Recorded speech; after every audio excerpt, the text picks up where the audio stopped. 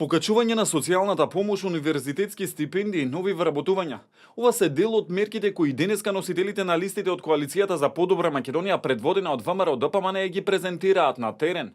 Во програмата реално предвидуваме продолжување со значајни проекти за младите, како што е бесплатниот превоз за студенти, истакна денес носителот на кандидатската листа во изборната единица број 2 Никола Тодоров.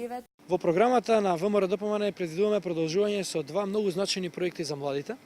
Првиот е бесплатниот превоз за студенти. Оваа мерка досега искористија 22.000 студенти во градот Скопје. Тоа се студенти од целата држава.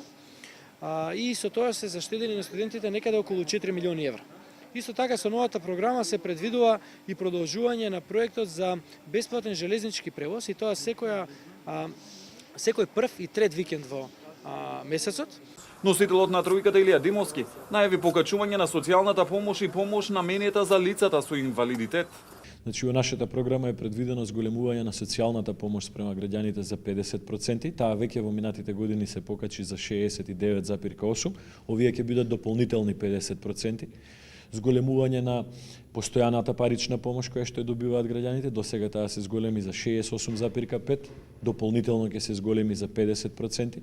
Со 11 милиони евра ќе се стипендираат студенти на 100 најдобри универзитети во светот, најави носителот на петата изборна единица Антонио Милошевски.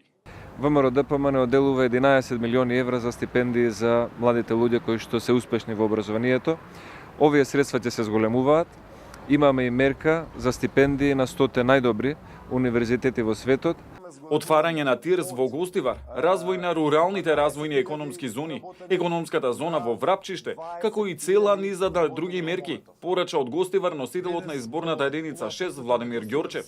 Бројот на лица кои што се невработени, односно лица кои што бараат работа, е намален од 12.000 на 7.000.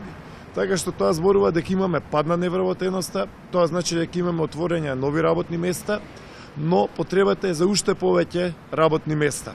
Од тие причини ќе отвориме технолошко-индустријската развојна зона Гостивар, руралните економски развојни зони, економската зона во Врапчиште во близина на Зубовце.